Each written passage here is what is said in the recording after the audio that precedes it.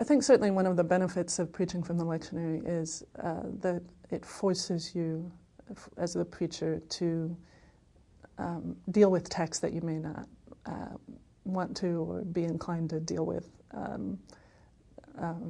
if you were choosing the text yourself to preach on. We all, as human beings, tend to have favorite texts or favorite stories or favorite texts from Scripture. And if we are picking out the texts ourselves week to week, just naturally we're going to probably pick those ones that speak to us most or that we're most familiar with. And that would tend, or that make the point, or that we think make the point that we want to make in a sermon. And that would tend to be kind of boring preaching, because it would be often the same sermon over and over and over again in different guises. So I think the lectionary certainly helps us to avoid that pitfall, because we're dealing with texts that we wouldn't necessarily choose if we had the choice. That's the benefit of the lectionary.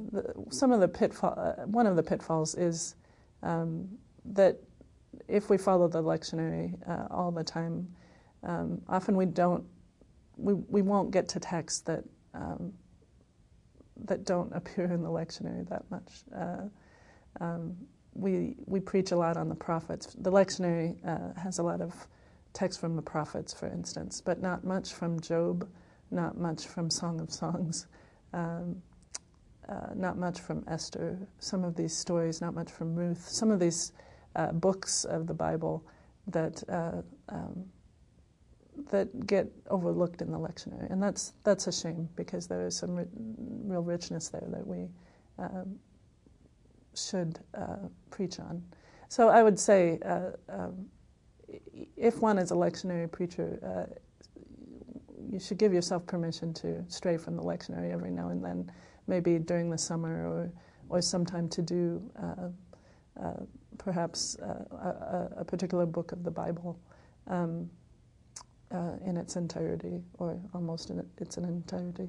One thing I really do like about the Revised Common Lectionary is these alternate readings during the season after Pentecost, to be able to get some of these texts that we don't get otherwise in the 3-year cycle, and to go somewhat chronologically through the Old Testament, to hear the beginning, the middle, and the end of the story of Joseph, for instance, or of Jacob, to be able to make those connections from week to week instead of kind of hopping here and there amongst the books.